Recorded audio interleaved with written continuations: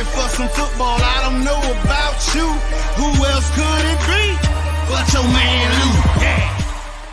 The LouieTeeNetwork is powered by the Card Collector Series. Join me, your man, Louie T, on my journey back into the card collecting space with the Card Collector Series on YouTube. Link is in the description. Who else could it be but me, your man, Louie T? Welcome to Wild Card Weekend here on the LouieTeeNetwork. Continued coverage of Super Wildcard Weekend, and this was a pure, unadulterated ass whooping in every sense of the word. As a wise man once told me, this was a good old-fashioned, passionate ass whooping, getting your shoes, coat, and your hat taken. And generally, family members don't do this to other family members. Generally speaking. Now, Dallas did this to Washington with no remorse. So we've seen family members do this to other family members, but generally, friends know when to say when. But I told you there was a little bit of a personal aspect to this rivalry when Sean McDermott got pissed off when people were singing the praises of Bill Belichick after that 14-10 victory back in week 14 or 13, when they only threw it one time. He's like, don't be praising that shit. They ain't do anything special. So you're up 40-10. The game's over. First of all, why the hell is Josh Allen even still in the game? You go play action fake bootleg, and you throw it to your tight end, get down to the 1 yard line, and then you throw it to an offensive lineman just to throw a little salt in the wound. Don't tell me the Bills don't have pure hatred for the Patriots, because they do. All those years of being beaten up like a punching bag by Tom Brady and company, don't think that's lost on them, okay? They're exercising years and decades of demons in a game like tonight. They're having fun. They could have taken their foot off the gas pedal. 7 possessions, 7 touchdowns, and if they really wanted to, they could score 50 tonight. If I said, look, I don't have the game on anymore because there's no reason for it to be on. I said, the next time they hit the field, Josh Allen better not be in the game. Enough is enough is enough. I mean, it turned into Oprah. You get a touchdown, you get a touchdown, you get a touchdown. You want one? You get a touchdown. How many different guys caught a touchdown pass tonight? Let's see. There's Dawson Knox. Did Stephon Diggs get one tonight? I don't think Stephon Diggs got one tonight. There's Dawson Knox. There's Gabe Davis. There's the offensive lineman. There's E-Man Sand. That's 4 different receivers catching touchdown passes. He threw 5. I really want to say Diggs caught one, but I think Knox caught 2. He caught the first one, and then he caught the bang 8. So, yeah, that's 4 different guys catching a touchdown pass tonight. You had one of my favorite running backs, Motor Singletary, with the touchdown run. Allen, I think, might have had a touchdown run himself. I don't recall. I mean, when you score 7 straight touchdowns, you forget about 1 or 2 of them. What a thorough, as a wise woman once told me, what a sound thrashing this was. Okay, a sound beating the New England Patriots took tonight. And I felt like they were fraudulent, as my guy Atlas likes to say. Thought they were fraudulent. I told you I wasn't buying what the Patriots were selling. However, they won 10 games. I can't take that away from them. They had a stretch where they won 7 in a row. The defense was playing lights out. I can't take any of that away from them. But to me, this team wasn't all that good to begin with. And I said, if the conditions are manageable, and I didn't know if we were going to get any precipitation or, anything of the sort, if the wind was going to factor in. I just knew it was going to be cold as hell. You can deal with cold, as we see the Bills are dealing just fine with the cold.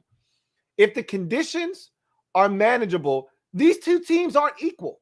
The Bills are by far and away the superior team. You saw that tonight. And I've said this, and I was, I didn't want to go as far as to say this was my pick to go to the Super Bowl, but I've been on the Bills train all season long, and I've talked about the Bills, and I've talked about teams that are being slept on in the playoffs, and everybody asked me for a sleeper in the playoffs and who I think can win it all. And I said, well, to me, the Bills are the team that no one's talking about in the AFC.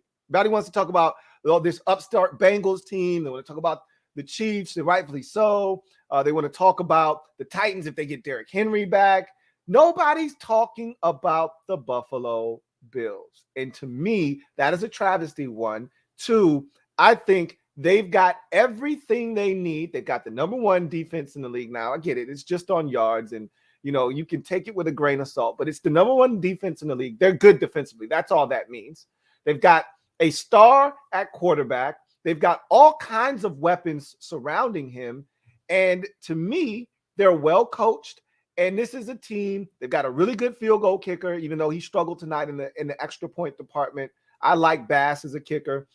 This is a team that has everything you need to take it the distance. And the thing that they acquired last year that they didn't have before was that experience. They won some games in the postseason last year. They made it all the way to the AFC Championship. This feels like the Kansas City Chiefs. The first year Mahomes got the start. They make it all the way to the AFC Championship game. They get denied by the Patriots. They come back the next year, and they finish the deal. This is what the Bills feel like to me this year. They go all the way to the AFC Championship last year. They get denied by the Chiefs, okay? They're going to come back, and they're going to do it the right way this year. Now, the only difference is the Chiefs had home field advantage throughout when they came back the second time around looking for revenge. Revenge. They had home field throughout. So it's like, hey, if you want to beat us, the road to the Super Bowl goes through Arrowhead. That's not quite the case with the Bills this year, but I think their game, they've already gone to Kansas City and kicked their ass this season, okay? They were a Josh Allen slip away from going to Tennessee and beating the Titans this year. So anybody that you look at and you say, oh my God, they would have to go there, or they would have to go, they've already went to their place this year and either beaten them to a pulp, as in the case of the Chiefs, or could have beaten them in the case of the Tennessee Titans. And that was with a healthy Derrick Henry. So I look at this Bills team, they're battle tested. They've got all the weapons you need. I think this is the team to beat in the AFC personally this year. And this was a statement game if I've ever seen one in my life. Again, they could have taken their foot off the gas pedal at 33. They decided, nah, we're good. Patriots scored the touchdown. So it was like, nah, we should probably put another touchdown on their head just to make sure they're dead. That 40-10, that was it. Josh Allen should have been out of the game. They should have taken out all their receivers. I should be seeing Jake Kumaro and Moss and all these guys, Gilliam, all them should be in the game. Okay, I should be seeing Mitchell Trubisky taking snaps under center. Instead, Josh Allen is running a bootleg and throwing a dime to Dawson Knox, who also should not be in the game at that point because they want to pour it on thick. All right, they want to beat their asses so bad that they remember this one, and they're throwing up touchdowns well into the offseason. It's March the 27th, and they're throwing up another Bills touchdown. That's how bad they're looking to pour it on thick on these damn Patriots in this football game. And they're doing exactly that. Think there's been a murder. I can't think there's been, I think there's been a murder. Pop, pop, pop.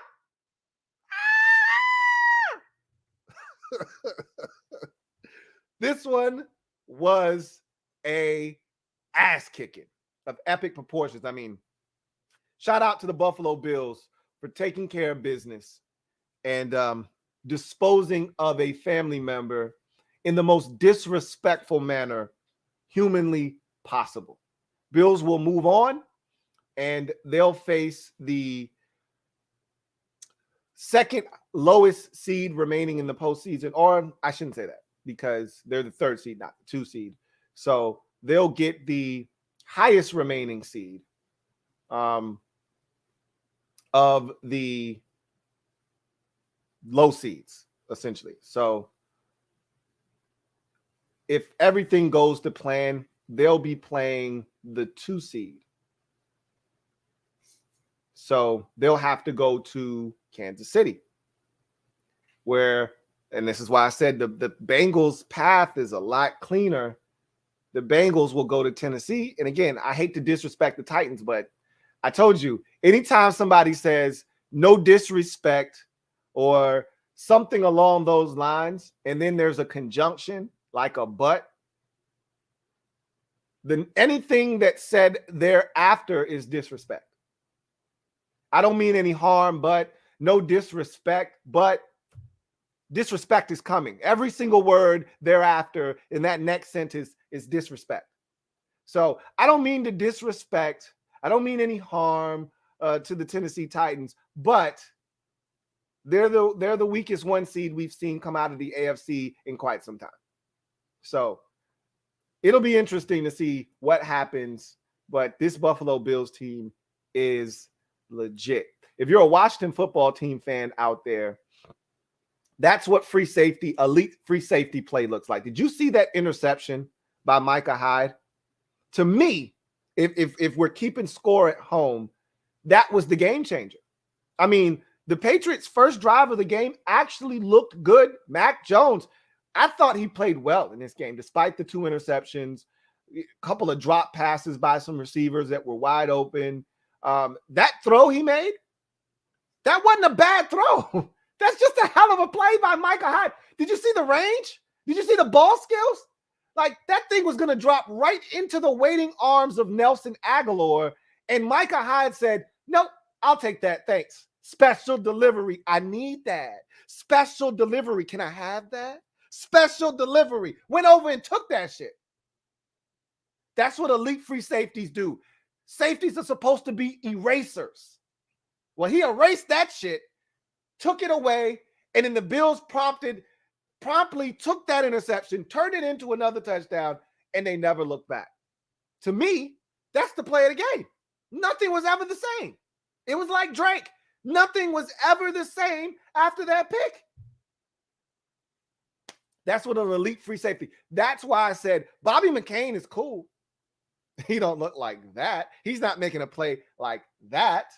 And that's why I said I'm cool with Bobby McCain being on the roster, but if you really trying to change the game, there are a few positions on the field that can actually change the game defensively.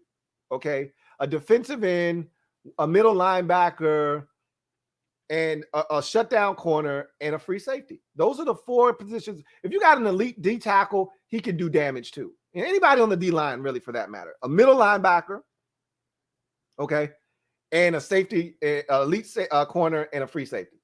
Those are the guys that really can change the game. You got those types of players at those positions in particular, and they're game changers. You know what I'm saying? It's rare that an outside linebacker is the difference between you winning and losing a game. You know, I mean, there's the rare case where a guy like Micah Parsons, you know, who could be all over the field as an edge rusher, you know, that's the rare case, but he can even play middle linebacker too.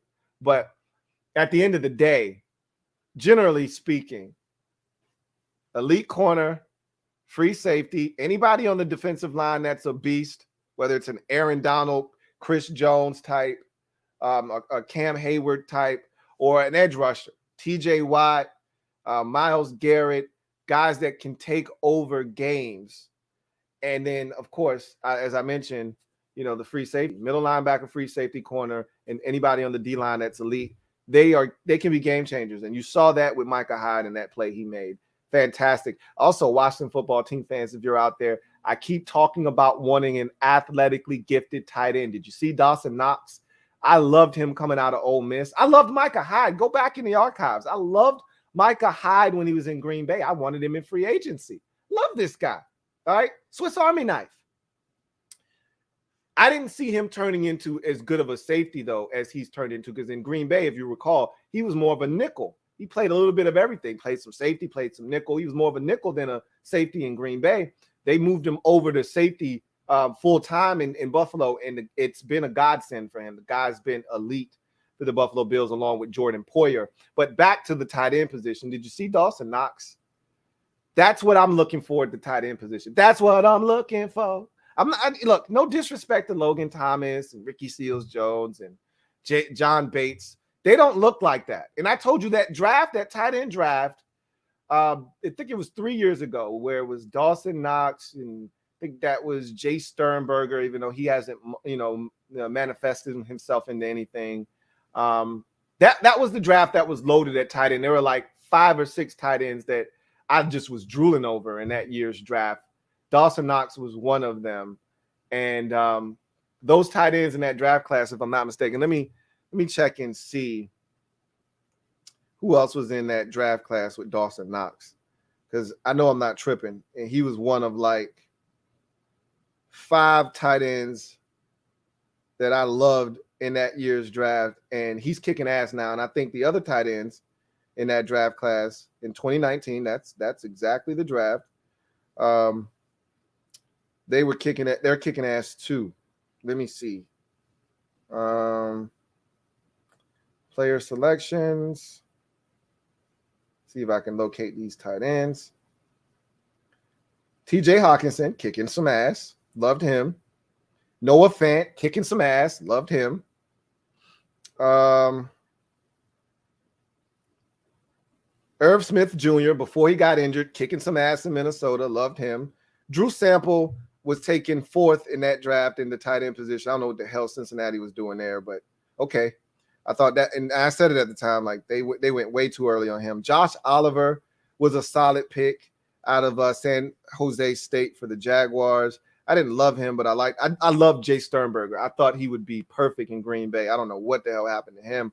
We actually had him on our roster on the practice squad, and then we made him active when we had all those injuries at the tight end position. But I don't know if y'all remember Kahali Waring out of San Diego State, big ass tight end, like 6'5", 265. He didn't turn out to be anything. I thought he would be a little bit better than he was, than he's been. And then there's Dawson Knox. And that was my favorite tight end in that draft class. That was the guy that I felt like you could get in the 3rd round and have him be a stud. And there he went to Buffalo in the 3rd round, and he's kicking ass. And I just feel like, why can't we ever? And then Foster Moreau, that was the last guy. Foster Moreau, I loved him. That's the guy I wanted Washington to draft, because I didn't think we would be in a position to get Dawson Knox, and he was there in the 3rd round. We were in a position to get him. Foster Moreau was the guy that I really wanted us to get out of LSU, because he didn't have a bunch of catches in college. He was more of a blocking tight end, but the dude ran like a 4.6 at the combine. And you looked at him in his, number. He had like 20 career catches at LSU. And I might be underselling him. He might have had like 35, but whatever the case may be. You watch him on a few of those catches, you go, this dude can run. And then he gets into the league, and Foster Moreau is kicking ass. So at the end of the day, the Bills have elite talent everywhere, at receiver, at tight end. I think they are average at running back, but that's fine. Josh Allen and his legs, and I said this in the preview leading up to the game when I gave my prediction. I didn't think it would get out of control like this. I said Josh Allen is going to have to be a part of the run game because of how cold it's going to be. I thought it was going to be a lot low scoring than what it ended up being. So he's got to be a part of the run game. And what did they do with him early in this game? He was a part of the run game. They were calling plays specifically for Josh Allen, quarterback draws and student body right. They were calling plays specifically to get Josh Allen in the run game. And when he's running the football and when he is a part of the run game, it makes the Bills' rushing attack that much harder to stop, because you have to account for 17 and his wheels. And I knew Josh Allen wasn't going to be fazed by the cold weather. Guy played at Wyoming, okay? Like, I mean, shit, it's cold. You're playing in the mountains, essentially. It's cold as hell in Wyoming. He was going to be just fine in Buffalo. So, what a virtuoso performance. 7 possessions, 7 touchdowns. The Bills, I don't know if they encountered many third downs in this game. Maybe like 5 or 6. I don't think they failed on any of them. If they did, then they must have gone for it on 4th down and gotten it. I think they had 1 4th down conversion. That's I want to say they might have had like a Josh Allen quarterback sneak or something. I don't know if they went for it on 4th down or not. I don't know if they failed on 3rd down. I mean, can you recall a game that went this way where you saw a team? We've seen the Chiefs do some illegal shit to some teams in the past when they had it on tilt. We've seen the greatest show on turf run it up on teams. I don't ever recall seeing a team come out and score a touchdown on 7 straight possessions, never punt, never kick a field goal, never have anything go awry. They literally had 7 possessions and scored 7 touchdowns, and they didn't bust a sweat on any of those possessions. They had 300 total yards of offense at halftime. They had 400 and some change after 3 quarters. This was total domination any way you spin it. I don't think Bill Belichick has ever had his ass kicked quite like this in his career. This is an epic ass whooping that he'll never forget. Problem is, I don't think he can do a damn thing about it. Anyway, I digress.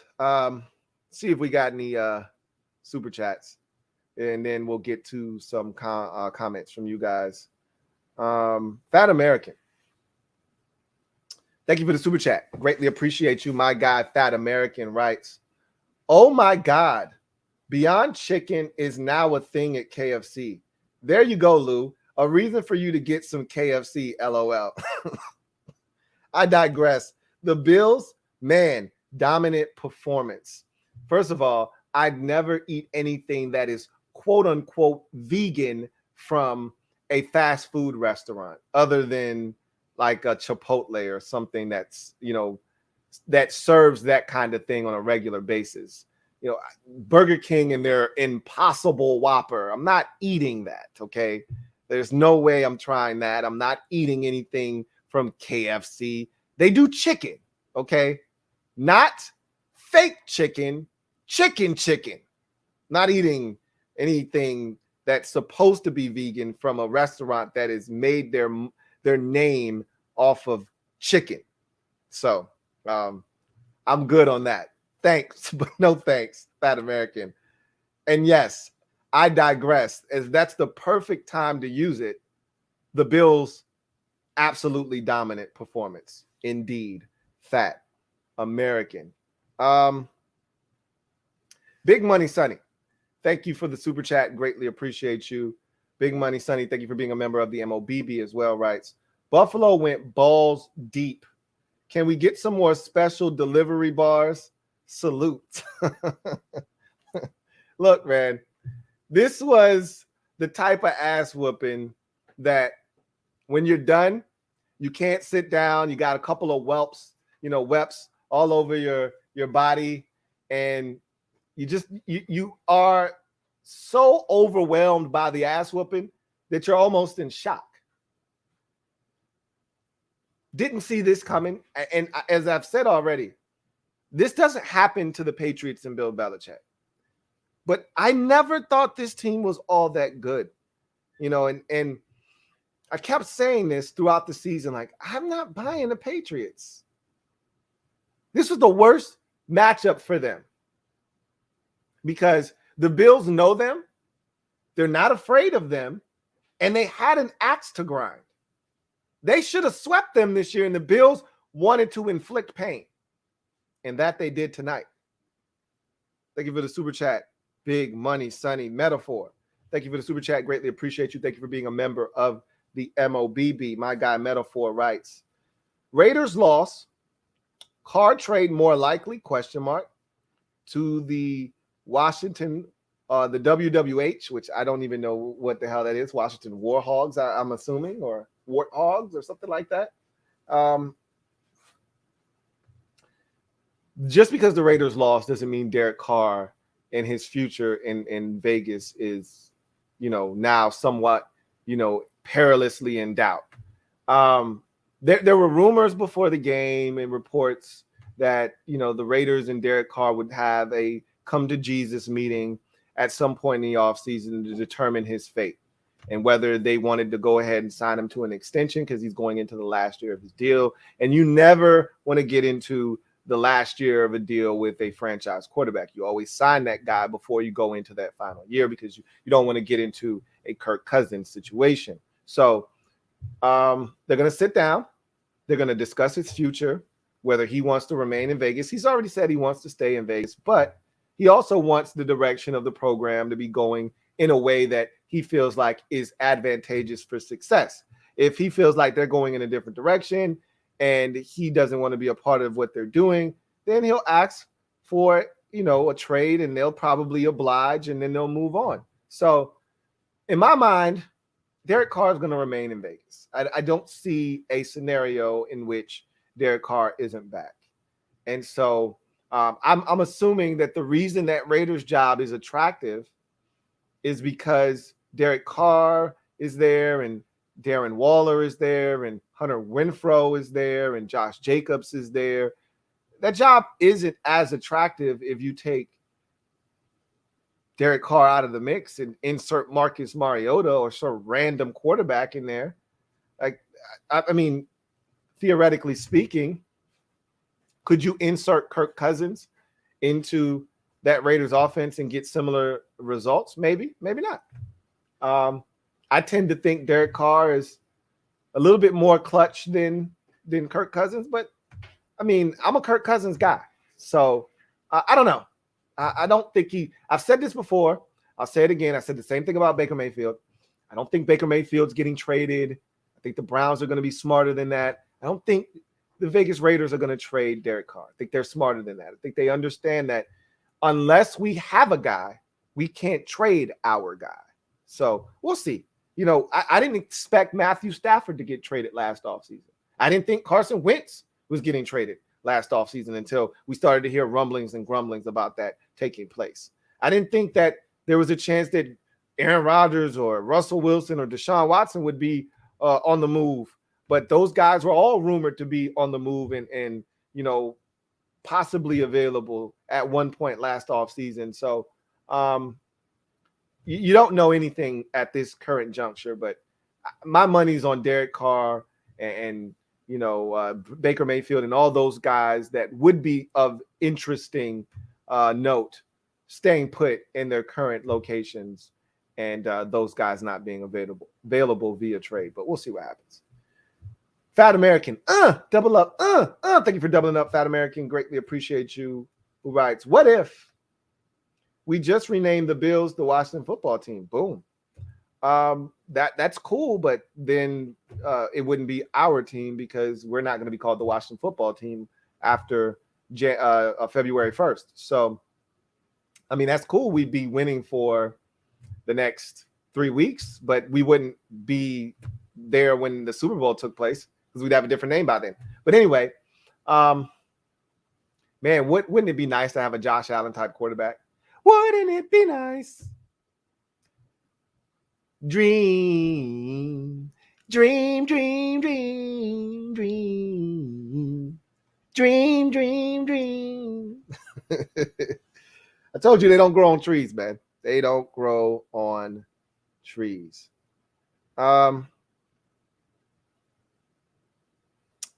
See. Metaphor, thank you for the super chat. Greatly appreciate you. Thank you for being a member of the MOBB. Double up. Thank you for doubling up.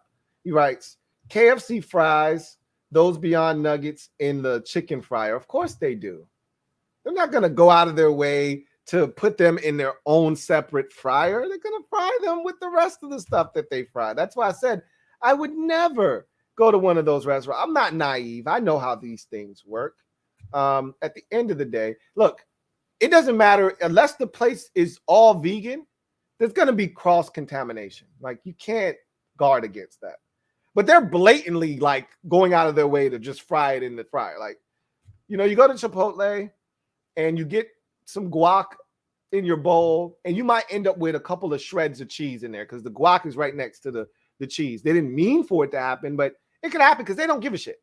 They're not vegan. They don't care. And they don't know that I'm vegan. But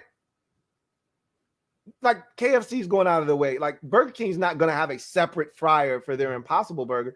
They're cooking that same burger where they cook the regular Whoppers, same place where they charbroil those. They're charbroiling these Impossible Whoppers. So again, it is what it is. I digress. The FBI. Thank you for the super chat. Greatly appreciate you. The FBI writes, am a Giants fan, Louie, and until my team has a franchise quarterback, we'll be at the bottom of our division. Thoughts on Malik Willis, by the way? I've only watched him in one game, and that was not a flattering game. It was the Ole Miss game, and he was terrible. But his offensive line was terrible, and his supporting cast was terrible. And it wasn't a great representation of what he's been in his career. So I have work to do on Malik Willis. I'm not the biggest fan of him right now. I think he's light years away from being ready to start in the NFL, even if you do draft him, similar to Trey Lance, where you just sit him for an entire year and let him learn. So to me, Malik Willis is a project that if you take him, not saying that he won't be good, I just don't think he's ready to come in and help your franchise right away. You've got to have a stopgap veteran that gets you through. And this isn't a stopgap that like a Tyrod Taylor that's going to play 2 games and then get injured, and then you got to put the young fella in there.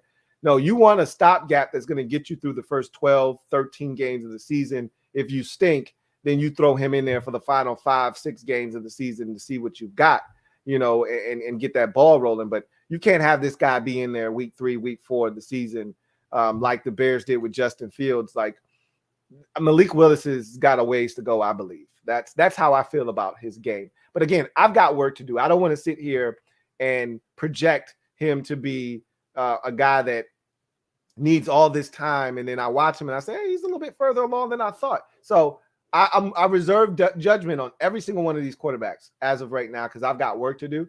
But just first blush, having been exposed to him on a limited basis, what I saw, I think he needs some work, and I think it's going to take some time for him. So we'll see what happens.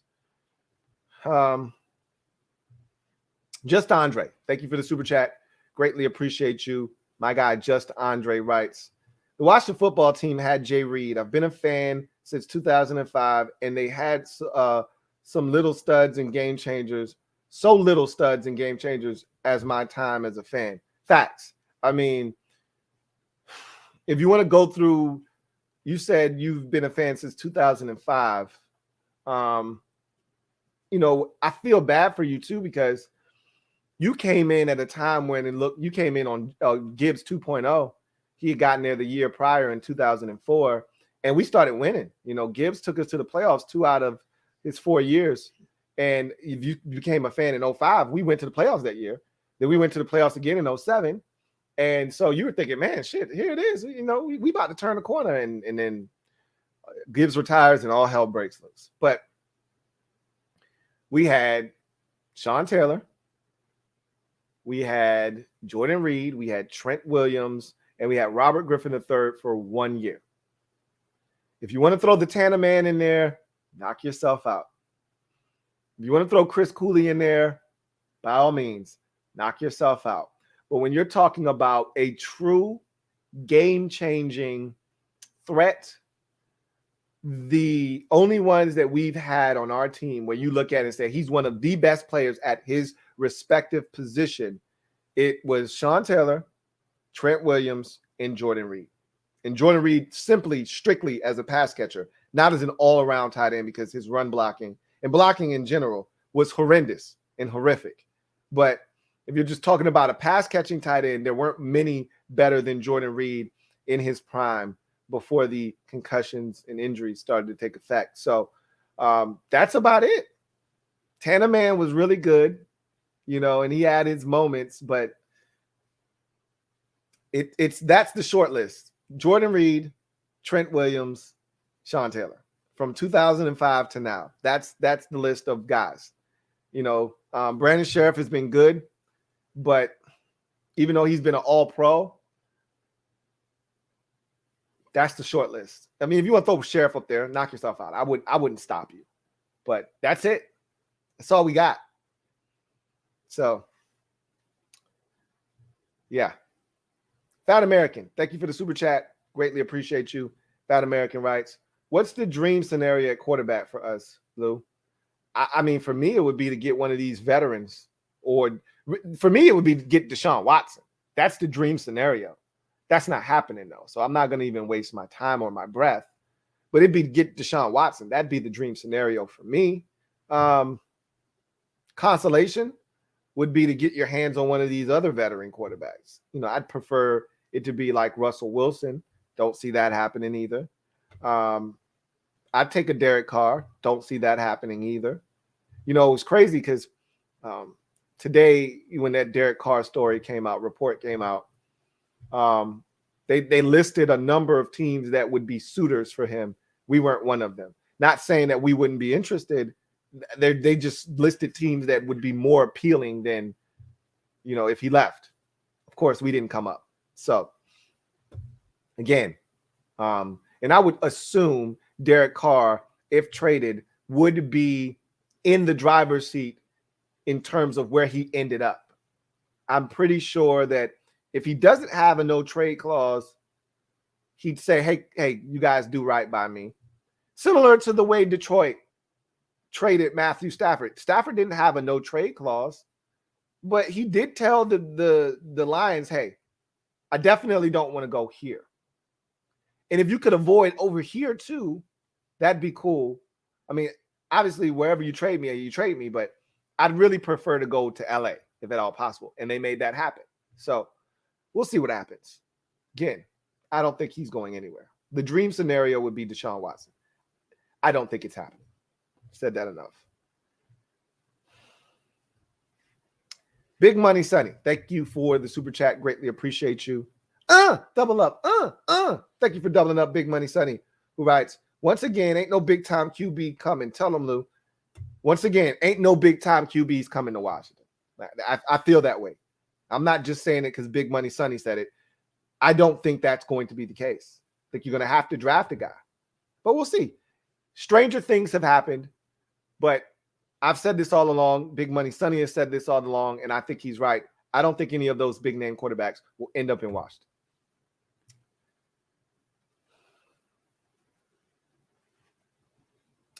Hoodie Jube, thank you for the super chat. Greatly appreciate you. My guy Hoodie Jube writes, what's up, Lou? Great channel. I'm Saints YouTuber and saw your channel from Big Q. Oh, man, that's awesome, man. Big Q, I had so much fun on that channel with Big Q. Hoping one day we can collab in the future. I also love to give back to my subs and community. I do get ticket giveaways, donations to Children's Hospital, etc. That's awesome. I try to do giveaways as well when I can to the fan base. And that's awesome, man. Donations to the Children's Hospital, and sound like you a stand-up dude, man. So appreciate you sliding through, blessing the program, and I definitely would love to do a collab in the future, man. Hit me up, and we'll see if we can't connect on something if the schedules align. So really appreciate you. Let's see.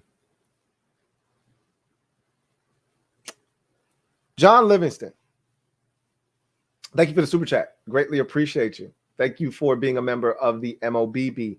My guy, JL Smooth, writes, what up, Lou? Let's go! Josh Allen is a god amongst men out there. Where are these Pats fans that thought they would roll? Belichick got out coached again by McDermott.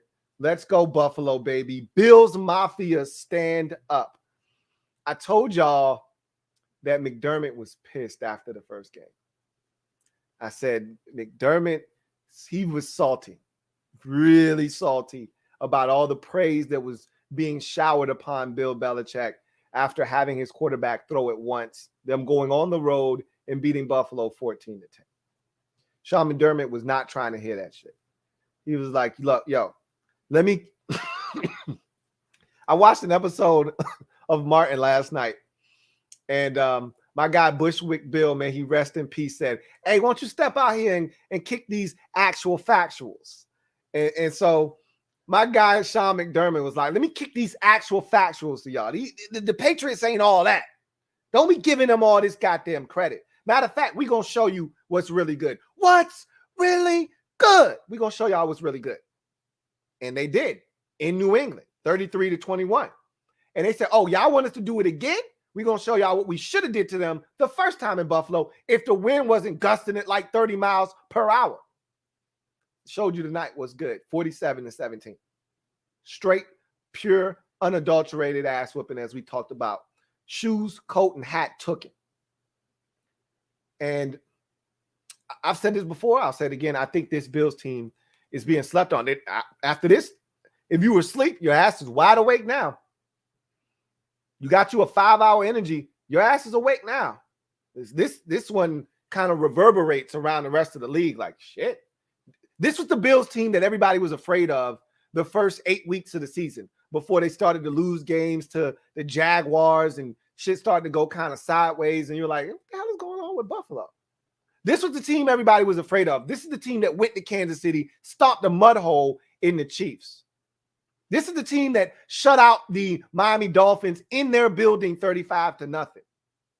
This is that Buffalo Bills team that was smothering teams, that destroyed Washington 43-21. This is that Buffalo Bills team that was running up the score on teams early in the season.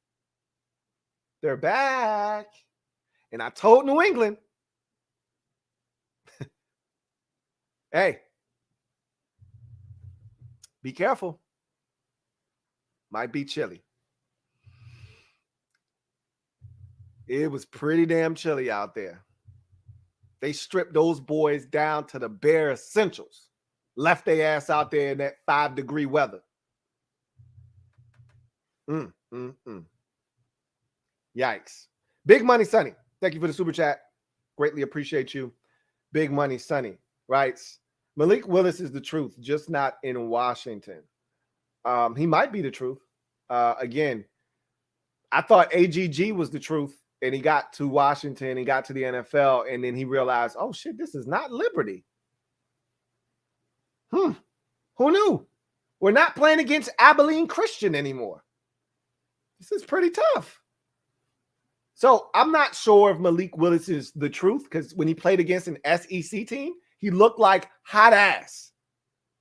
Hot ass is what he looked like. Straight buns, fresh out of the oven. So again, level of competition raises. His game did not raise. His game stayed here when the level of competition went from here to here. He stayed here. So I don't know if Malik Willis is the truth or not. The game I watched, he was a liar. So again, I'm not going to judge that man off of that one game. I know better than that. But that's not a good representation. When the best team you play against, you play your worst game, that's not good. That's not a good thing. But we'll see what happens. Got plenty of time to assess. And he's got plenty of time to continue to help his draft stock through this process. Metaphor, thank you for the super chat. Greatly appreciate you. My guy, Metaphor writes, Peeps talking UNC Sam Howell, Diami connection. Yeah, I've heard that, as well. We talked about the Dwayne Haskins, Terry McLaurin connection. How'd that work out for us? Like, that shit doesn't, impact my decision making at all. I don't really care anything about that. So if you can play, you can play. If you can't, you can't. And that's all that I care about. I don't give a damn about any De'Ami Brown connection or any of that shit. De'Ami couldn't even get on the damn field this year. So he's going to have to put in some work and continue to grow and develop as a football player. It's not like De'Ami came on the scene like Terry McLaurin, lit it up in year one, and we like, yo, De'Ami is definitely a part of the future, and we need somebody that can get him to rock. De'Ami barely played, but I got high hopes for De'Ami Brown moving forward. I think the young fella has talent, and he'll figure it out. So we'll see what happens. Big Money Sonny, thank you for the super chat. Greatly appreciate you. Big Money Sonny writes, Santana Moss, Lou. Santana Moss. He was good. Santana Moss was really good, but he wasn't ever one of the best receivers, in the league. Like, when I say one of the best, I'm talking like top 5 at your position. Santana Moss was never that. He had a hell of a season one year. It might have been even 05 when he had 1,400 and 5 yards receiving. But at the end of the day, Santana Moss was really good, but he wasn't, an all-pro. He wasn't ever even close to being an all-pro. He was a Pro Bowl player a few times, maybe 3 times in Washington, which is cool. But Santana Moss, definitely a playmaker, but he was never one of those elite types. You know what I'm saying? So that's what I'm talking about. When I say one of the best at your position, I'm talking top 3, top 5 at your position, respectively. That wasn't Santana Moss. And Santana Moss was really good for us. That wasn't Clinton Portis. And that was Clinton Portis in Denver. Back-to-back, 1,500-yard seasons. That was Clinton Portis in Denver when he was sporting a championship belt and flexing on cats. That wasn't Clinton Portis in Washington. And I love me some Clinton Portis. Let's see.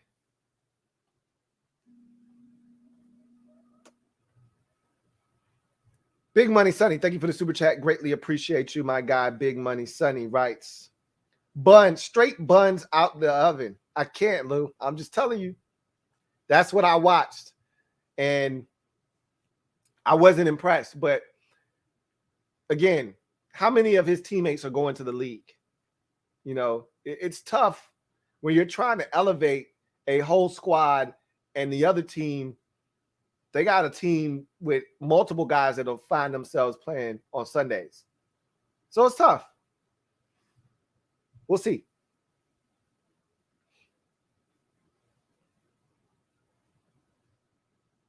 Metaphor, thank you for the super chat. Greatly appreciate you. My guy Metaphor writes, LTN exclusives, 100 box Super Bowl pool. I don't know how they work. I think I played in one once before, but I don't know how to run one. I've never done one. So I may dip my toe in that pool down the road. I'd have to learn how it goes in order to run one. But I think I've played in one before. Anyway, we'll take a few comments and then we'll get out of here. Condo P writes, can only imagine how good Bills Mafia feels right now, beating the brakes off of New England and Hoodie. I could only begin to imagine the joy that this feels. One, you just won a playoff game and you're advancing to the divisional round. But 2, as you just mentioned, you beat your most hated rival in a fashion and in a manner that you'll never forget. This will go down as one of the best games that Josh Allen has ever played, this Bills team has ever played, and it just so happened to come against, as you mentioned, the Patriots and the Hoodie. Like you can't draw it up any better than this. So, yeah, Bills Mafia, they're on cloud 9 right now. They're jumping through all kinds of tables right now. Storm writes, man, is Allen good? AFC is loaded with good quarterbacks. I talked about this, I want to say after the Chargers lost to the Raiders last Sunday night. I think I had that whole conversation about the quarterback position in the AFC and how it's in great hands. The NFC really doesn't have any young gunners. It doesn't have any young stallions. It's a bunch of the older guys in the NFC holding it down. Brady and Rodgers. Dak Prescott might be the youngest quarterback with some chops in the NFC right now. There isn't much to speak of. All of the young heat is coming out of the AFC with Herbert and Mahomes and Allen and Watson and, all of those guys. It's all over on the other side of the bracket. So I don't know, man. That's why I said, if you could get one dude in the NFC to show up and be lights out, who's stopping you from getting to the chip once you get rid of Brady and Rodgers? And again, those guys don't look like they're going anywhere anytime soon. But, man, he says, NFC better watch out, or else the AFC might go a decade without losing a Super Bowl once Brady and Rodgers retire. Facts. But when the hell is that going to be? That's the thing we don't know. Is Brady's 43 and he could easily win the MVP this year, meaning he could play. He's definitely playing next year and could play after that Brady's not going to hang it up until he's like, okay, I can't do this anymore. That there's no sign of that yet. But as we all know, once you hit 40, once you hit 37, the end could show up and you wouldn't even know it. You wake up one morning and you just fall off a cliff. We've seen it done before. It happened to Peyton Manning, but he had neck issues. Rodgers, same deal. He could be in the MVP conversation this year. He just won it last year. Guy doesn't look like he's slowing down at all. He was carving up dudes with a broken toe. So, nah. When is that going to happen? That's the real question. Got another super chat. This one is from Dylan Hinton. Thank you for the super chat. Greatly appreciate you. Dylan writes, I like Desmond Ridder, Lou. I don't.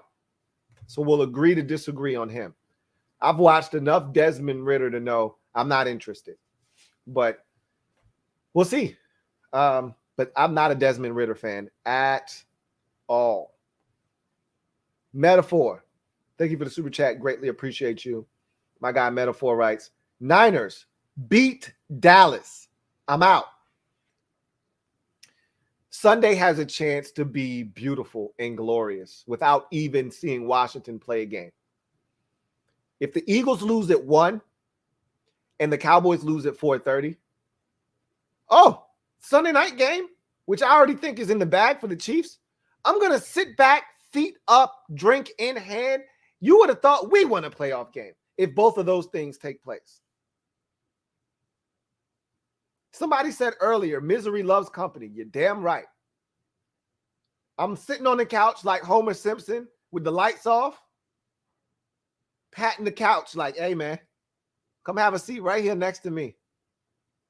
As we like to say with the Grizzlies, welcome to the dark. Welcome to the couch. Come sit your ass right here next to me. I got a nice seat ready, warm for you, Philly. Dallas, you can sit right next to the Eagles. Giants already on the other side of the couch. Y'all can come sit right in the middle between us. The whole division can watch the rest of the playoffs together. We'll see. A lot has to happen. Dallas can win that game and win it easily. Be a lot tougher for Philadelphia. But Dallas, I think some people are sleeping on Dallas. If they stop the run, they're going to win that game. It's as simple as that. We'll see what happens. Vanguardian TV. Thank you for the super chat. Greatly appreciate you. Vanguardian TV writes, what's up, Lou? I feel like Sam Howell could make Washington very competitive should they choose to select him if he's available. We'll see. We'll see about Sam Howell. Again, we were having a conversation about him on the last live Washington show, and someone said, if you watch the 2020 Sam Howell, you'll fall in love. You know, the 2021 version without Daz Newsome and De'Ami Brown and Javonte Williams and Michael Carter, you know, the guy that felt like he had to press because all of his weapons were gone is a different dude. But if you go back to 2020, you'll fall in love. Well, we'll see about that. We'll see about that. Because if you like a guy, you can make excuses for him. So we'll see. We'll see what happens. He's interesting. He's interesting. The Juice Alert. Thank you for the super chat. Greatly appreciate you. The Juice Alert writes, with Washington having the 11th pick overall, it's the perfect time to get a franchise QB. Only thing is it's a down year for QBs. Facts. Who intrigues you, Louie T? Also, go Pack Go. Time to win a ring. If you can't win it this year, when the hell are you going to win one? I thought last year was Aaron's best shot to win it. I actually think this year is even better because, as we said from the jump, this shit is wide open. There is no dominant team on either side of the bracket. And so if Aaron Rodgers, if he at least can't get back to the Super Bowl this year, home field advantage again for the second year in a row, if you can't get back to the Super Bowl this year, if you can't get through Tampa Bay or Dallas or whomever that team is across from you at Lambeau, the Rams, the Cardinals, whomever it is, I don't think you'll ever win a Super Bowl. So this is the year to do it. As far as Washington in the 11th pick, yeah, this is they got to do something this year. I can assure you something will get done at quarterback this offseason. Like you said, though, it's not the best offseason to need a quarterback. But they got to do something. You know, the circumstances are what they are. You got to figure it out. You got to figure it out. As I always like to say, Smokey's mom on Friday said, here you go. Go to the store. Go get me some cigarettes. She gives him a couple of dollars. He said, what is this? This ain't enough. She said, make it enough. Well, that's what the offseason is for Washington. We're looking around like, these are the QBs? This ain't enough. Well, our fan base is like, make it enough. Figure this shit out. Get a quarterback in the draft, trade for one, figure this shit out. That's what they're going to have to do. So we'll see what they do.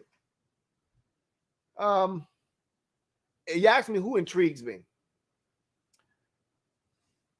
I'll be able to answer that question with more confidence, more decisiveness, more conviction in a month. Come back and ask me that same question in a month, and I'll be able to give you 2 or 3 names.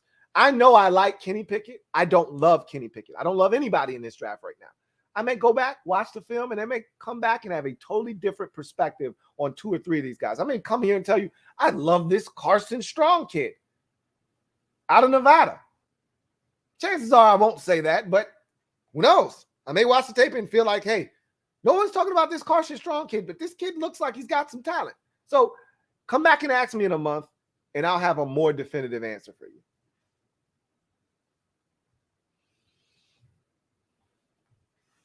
Metaphor, thank you for the super chat.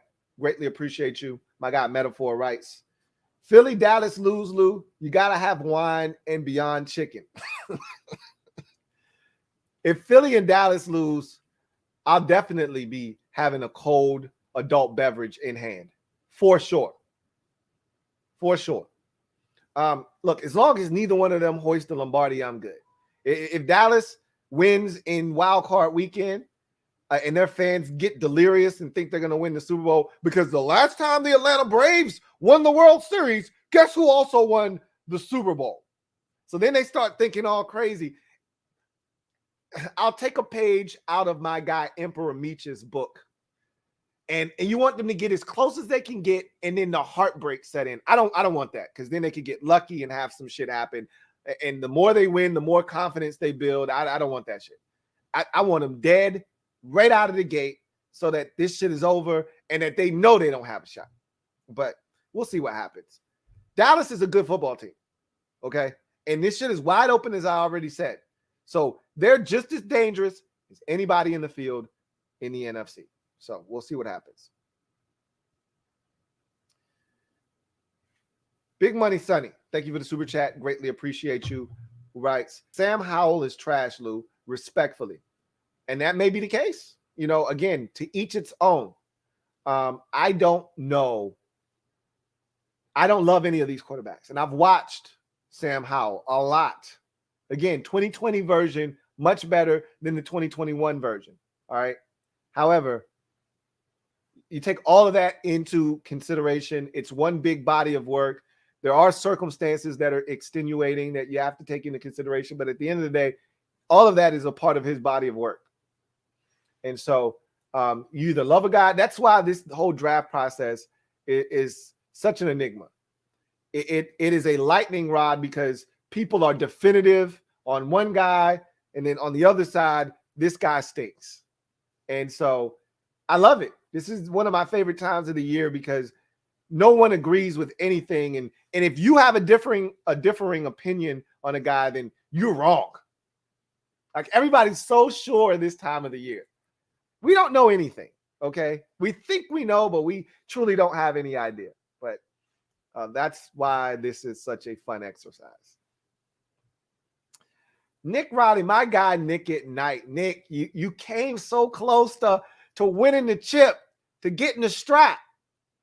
Wake up in the morning, brush your teeth and grab the strap. You were that close, man, that close. Nick says, remind these dudes who said Josh Allen was QB1 in that draft class. Remember you and Sean Mack was hating. Who are you talking about?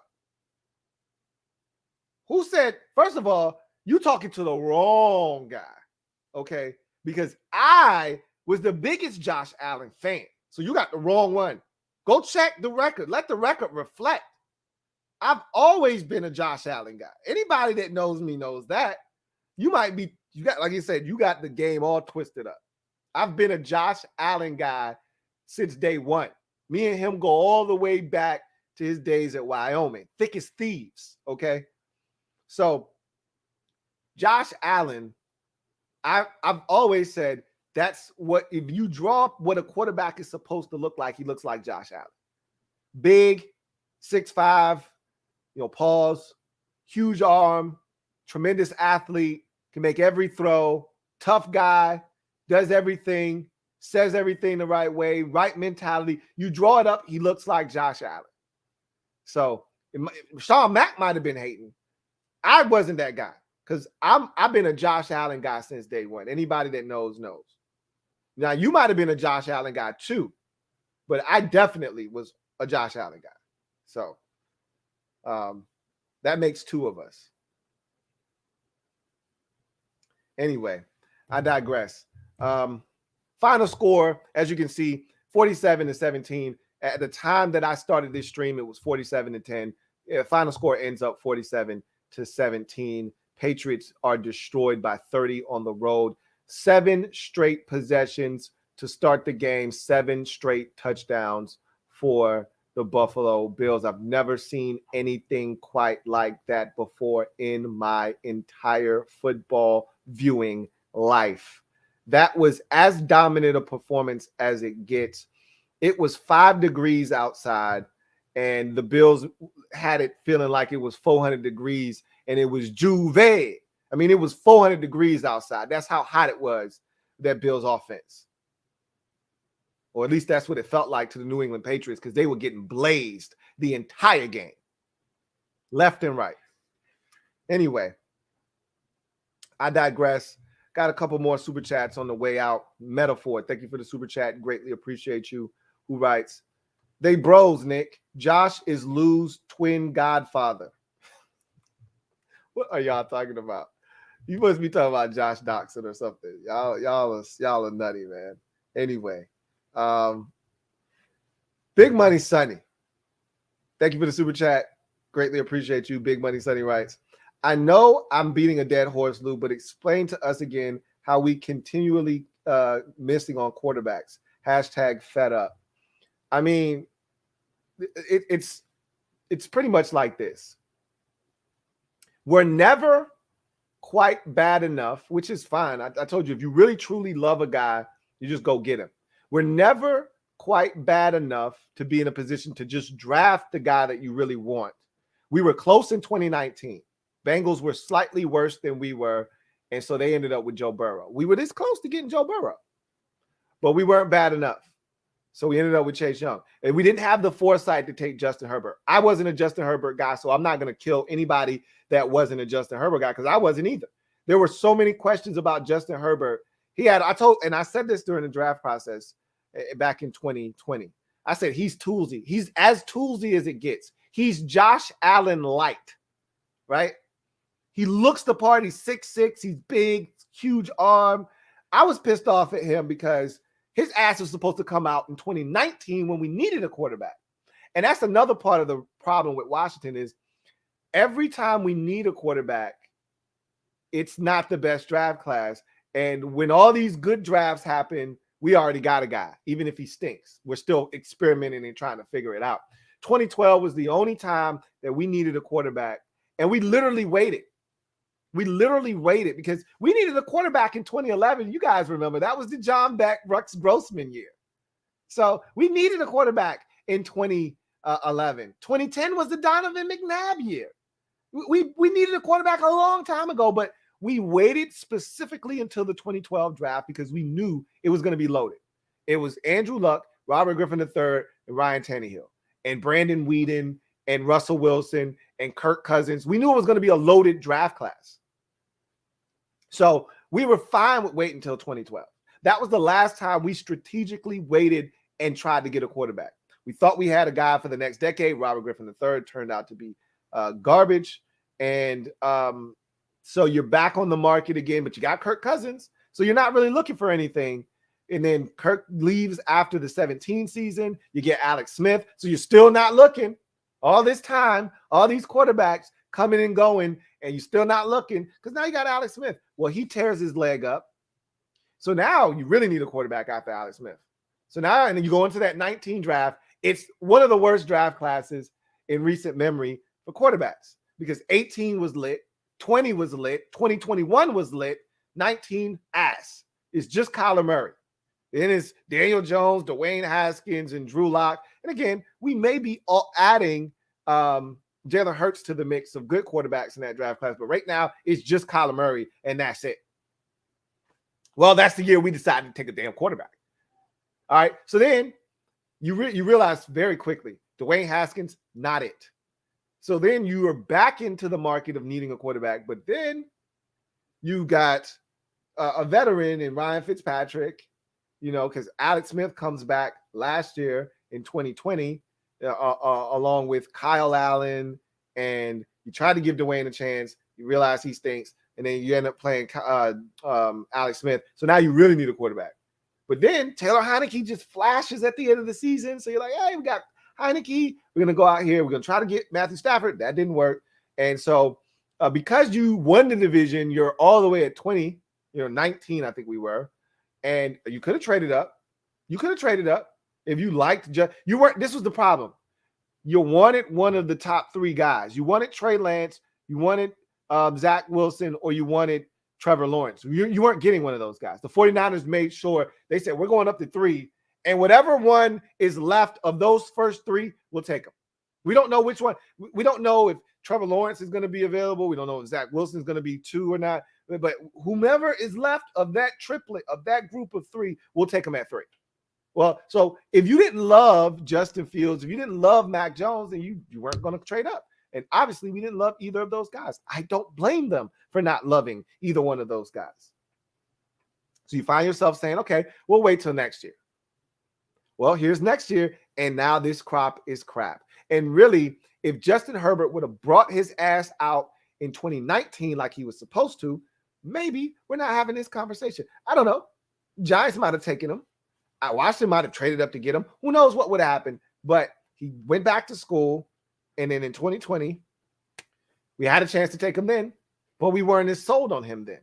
He comes out in 2019 draft class, and there's a real conversation between him and Kyler Murray for who's the best quarterback in that draft class. If Justin Herbert comes out after his junior season, he goes back for his senior year, and that was all she wrote. So, and it was crazy because his last year was his best year. Statistically, he takes his team to the Rose Bowl. They win. He did everything right. And yet people like myself were like, I don't know about him. Well, he's proven everybody wrong that didn't believe. So anyway, I digress. Oh,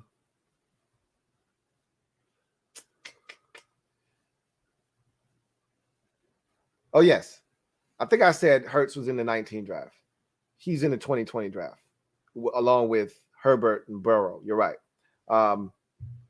We may be adding him to the mix of that group of Herbert, Burrow, and Tua. We'll see. I should know this because I keep getting his rookie cards. I don't want them, but maybe they may actually turn out to be worth something. We'll see. Anyway, I digress. So That's essentially what's been happening to Washington is, one, you got to have a guy with foresight. Like the Chiefs had the foresight to see Patrick Mahomes when nobody was high on Patrick Mahomes. He's playing backyard football at Texas Tech. He's running around, throwing the ball up for grabs. That shit doesn't work in the NFL. The Chiefs said, oh, you sure about that? We'll take him. They traded all the way up from 27 to 10 to get Patrick Mahomes. They saw it. Everybody's looking at Deshaun Watson. He's a one-read quarterback. He's this, he's that. You know, everything he's not. Instead of talking about everything that he was, which was he's a winner. He was a baller. But clearly the Texans saw that. They traded up to get him. So you got to have a foresight to see a guy, trade up and get him. And we either haven't seen a guy that tickles our fancy in that manner, or we haven't had the foresight to do those things. I mean, quarterback is tough, man, because you think you have no idea. You know, obviously, if the Browns had it to do over again, they would have taken Josh Allen and not Baker Mayfield number 1 overall. But they thought they got it right. You know, this thing is not. It's not something that it's easy to diagnose, man. Like they say, it's an inexact science, and that's putting it mildly, if you ask me. This shit is a crapshoot. It's the lotto, is essentially drafting a quarterback. It's the lotto. Unless you are the number 1 overall pick and you're getting the best guy, consensus best guy in that year's draft class, it's the lotto. You know, when I sit there and I listen to Martin Mayhew say, well, you still got to draft the right guy. We had the number 1 pick in Detroit in 2007 when we took Stafford, but there was still Mark Sanchez and Josh Freeman. I'm like, dude, those guys were ass and you knew it. And it wasn't even close. Stafford was by far and away the best quarterback in that draft class. So, no, you didn't have to think about that choice. We could have traded back. We could have, still gotten Stafford or took another guy. No, you weren't. You weren't moving out of one because you knew you had a chance to get a franchise quarterback. Same thing with Cam Newton in the 11 draft. Same thing with Kyler Murray in the 19 draft, Joe Burrow in the 20 draft, Andrew Luck in the 2012 draft. When you see that guy and he's the consensus number 1 at the quarterback position, that's when you feel really good. A lot of people feel that way about Trevor Lawrence. I wasn't so sure because I thought Zach Wilson was better than him. But we'll see. We'll see what happens. Anyway, I digress. Let's get out of here. Metaphor to take us home. Thank you for the super chat. Greatly appreciate you. Who writes, with new name, NFL considers us expansion number 1 overall. Yeah, right. I wish. This wouldn't be the year you would want the number 1 overall pick, though. Like, unless you love Kenny Pickett. And if that's the case, just trade up to get him. But the number 1 pick in the draft this year wouldn't really mean jack diddly poo squat. Because what are you getting? It's not like last year's draft or the draft the year before that, where you're like, look, if I get the number 1 pick, I know I'm getting a stud at quarterback. That ain't the case this year. So, anyway, that will do it for me. Your man, Louie T. What a beatdown the Bills put on the New England Patriots. 47-17 is your final score in that game. Bills win the season series 2-1 over the Patriots, exert their will and dominance over these Patriots, and move on to the divisional round for the 2nd consecutive year. Josh Allen was spectacular in this game. And I'm going to leave you on this note. The Bills will become even more scary if Devin Singletary runs the football the way he ran it tonight. He was outstanding. And if they can get this kind of play out of him as a receiver out of the backfield and a runner in the ring, I thought his patience was outstanding. I thought his burst, once he got through the hole, the old adage, patience too, and then explode through. That's what Devin Singletary did tonight. I thought he was outstanding. If they get this kind of play from him, in addition to what Josh Allen provides at the quarterback position and all the weapons that he's surrounded with, if he's getting some credible performances out of the backfield, and it doesn't just have to be Devin Singletary, even though he was really a one-man show tonight at the running back position. But if they sprinkle in some of their other backs, most notably Zach Moss, and they start getting production out of their running back position, who's stopping the Buffalo Bills? Anyway, dominant performance. Bills get the win, and this was a true ass whooping, true ass kicking. And wow. Bills were doing the popping. Guess who was doing the dropping tonight? I'll let your imagination run wild with that one. In any event, I'm your man, Louie T, signing off. I thank you guys for joining me. I will see you guys tomorrow. Full slate of games, starting off with Eagles-Bucks at 1, followed by 49ers-Cowboys at 4:30, and then the nightcap, Steelers at Chiefs. I'll be live after every single one of those contests. So tomorrow we will have a full slate of games, and you'll be seeing this face all up in your space tomorrow. Looking forward to it. Bart Scott, can't wait. Until then, you guys take care. God bless, and good night.